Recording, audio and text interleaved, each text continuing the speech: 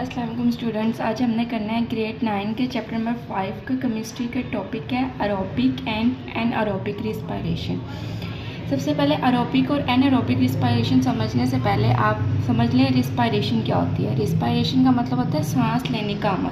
अगर simple words में कहें तो सांस लेने का जो अमल होता है यानी ऑक्सीजन का अंदर लेके जाना हमारे जिस्म के अंदर और कार्बन डाइऑक्साइड का हमारे जिस्म से बाहर निकलना क्या कहलाता है, respiration.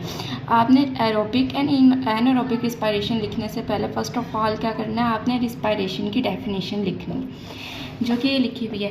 Respiration is a continuous process in humans में भी और एनिमल्स में भी।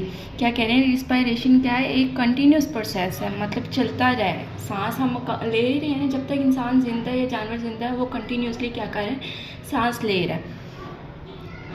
Date provide energy by break down of glucose.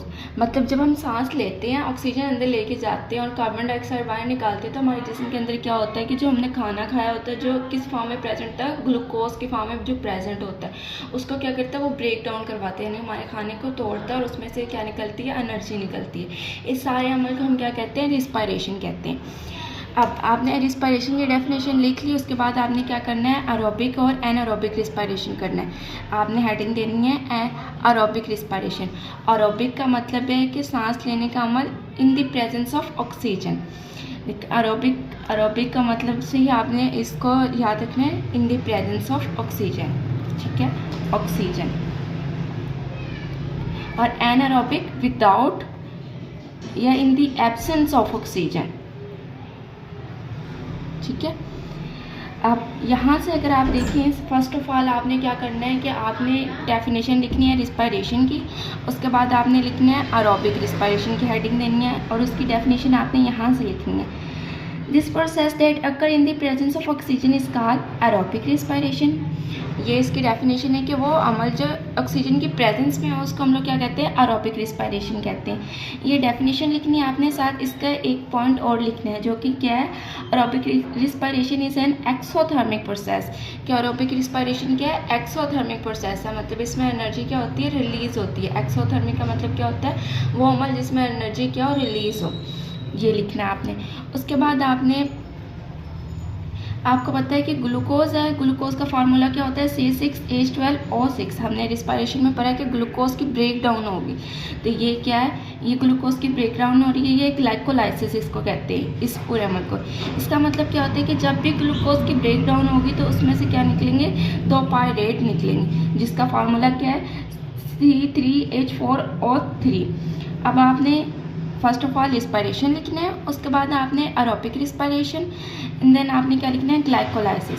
Glycolysis को अगर सिंपल वर्डिंग में कहा जाए तो इसका मतलब होता है ब्रेक डाउन ऑफ ग्लूकोज, यानी ग्लूकोज का टूटना। आपने ये इक्वेशन लिखनी है जिसको आपने याद करना है।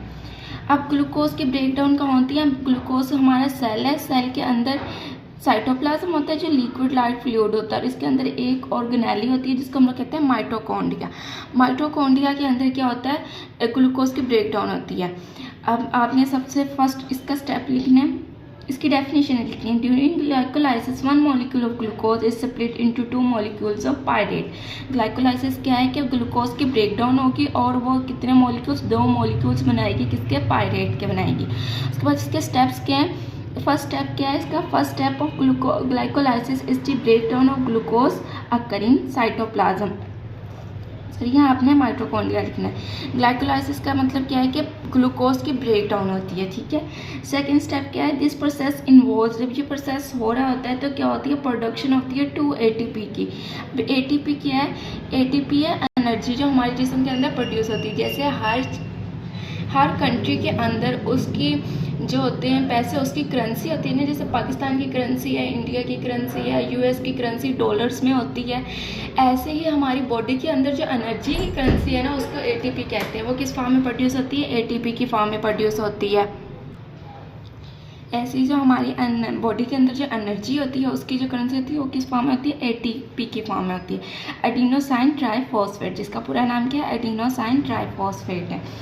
उसके बाद आपने इस ATP की एनर्जी को हम लोग क्या करते हैं, अपनी बॉडी में मुख्तलिफ फंक्शंस परफॉर्म करने के लिए यूज़ करते हैं। इससे हमें एनर्जी मिलती है और हम अपने रोज़मर्रा के काम कर पाते हैं। उसके बाद ये जो सारा प्रोसेस होता है ये ब्रेक डाउन होना किसके प्रेजेंस में होता है, एक एंजाइम है जिसका नाम क्या है, ग्लाइकोकाइनेज, ये सारा अमल करवाता है। ये भी आपने लाजमी लिखना है। उसके बाद जो नेक्स्ट चीज़ है आपकी वो क्या है, जिसकी हेडिंग आपने देनी है वो क्या है, एनारोबिक रिस्पायरेशन।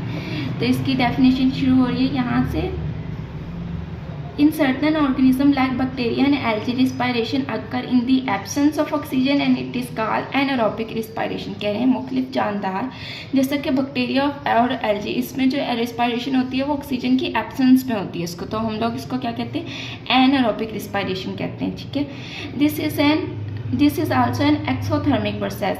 ये भी कौन सा प्रोसेस है, एक्सोथर्मिक प्रोसेस ही है। एरोबिक रिस्पायरेशन भी एक्सोथर्मिक प्रोसेस है और एनारोबिक रिस्पायरेशन भी एक्सोथर्मिक प्रोसेस ही है। अब उसके बाद आपने हेडिंग देनी है role of lipid in energy storage, कि लिपिड का क्या रोल है हमारी एनर्जी स्टोरेज में हमारी बॉडी के अंदर। तो फर्स्ट स्टेप आपने लिखना है, lipid are a group of organic compound which include fats, waxes, steroid. Lipids क्या हैं, ऑर्गेनिक कंपाउंड्स। ऑर्गेनिक कंपाउंड्स क्या होते हैं, जिसमें ऑक्सीजन, हाइड्रोजन पाए जाए। तो लिपिड भी क्या है, एक ऑर्गेनिक कंपाउंड है जो किस फॉर्म में प्रेजेंट होता है, फैट्स की फॉर्म में प्रेजेंट होता है, वैक्सेस और स्टीरॉयड्स की फॉर्म में हमारी बॉडी के अंदर प्रेजेंट होता है। ये क्या करता है, हमारे बॉडी के अंदर एनर्जी स्टोरेज में काम करता है। देखो सेकेंड स्टेप आपने लिखना है, about half of the fuel our body needs come from lipid. Fuel मतलब कि हमारी बॉडी को जितनी ज़्यादा एनर्जी चाहिए होती है ना, वो हाफ एनर्जी कहाँ से लेता है, लिपिड से लेता है। थर्ड स्टेप आपने लिखना है, excess food store as lipid in adipose tissue. कह रहे हैं कि अगर हमारे जो जिस्म के अंदर हमने खाना ज़्यादा खा लिया तो जो एक्सेस फूड होगा किस फॉर्म में स्टोर होगा, लिपिड्स की फॉर्म में स्टोर होगा, और स्टोर कहाँ पर होगा, एडिपोज सेल्स में स्टोर होगा। फोर्थ स्टेप आपने करना है, in between meals and during exercise our body use lipid when glucose level is low. करेंगे जब हम लोग एक्सरसाइज कर रहे होते हैं तो हमारी बॉडी लिपिड्स को तब यूज़ करती है जब हमारी बॉडी में ग्लूकोज लेवल क्या हो, लो हो। तो हमारी बॉडी क्या करती है, जो उसने लिपिड्स को स्टोर किया होता है उसको क्या करती है, वो यूज़ कर लेती है। यहाँ हमने कहा कि एक्सेस फूड किस फॉर्म में स्टोर होता है, लिपिड्स की फॉर्म में स्टोर हो जाता है हमारी बॉडी के अंदर। तो जब हमारी बॉडी के अंदर ग्लूकोज लेवल कम हो, हम ज़्यादा टाइम तक खाना ना खाएं, तो क्या होगा कि हमारी बॉडी के अंदर ग्लूकोज लेवल लो हो जाएगा। तो जब ग्लूकोज लेवल लो हो जाएगा और हम खाना नहीं खा रहे, तो जो हमारी बॉडी के अंदर लिपिड स्टोर होगा वो हमारी बॉडी क्या करेगी, उसको यूज़ कर लेगी। जब हम लोग रमज़ान में रोज़े रखते हैं तो तब क्या होता है, हम लोग ज़्यादा टाइम के लिए खाना नहीं खाते, तो हमारा ग्लूकोज लेवल क्या होता है, लो हो जाता है। लेकिन हम सर्वाइव कर लेते हैं, क्यों, क्योंकि हमारी बॉडी के अंदर जो लिपिड्स होते हैं हमारी बॉडी उनको यूज़ कर लेती है। Glycogen is the primary storage form of glucose. Glycogen क्या है, प्राइमरी स्टोरेज फॉर्म है ग्लूकोज की। मतलब ग्लूकोज किस फॉर्म में स्टोर होगा, ग्लाइकोजन की फॉर्म में स्टोर होगा। It is store in the liver and muscles, और ये स्टोर कहाँ पर होगा, लिवर और मसल सेल्स में स्टोर होगा।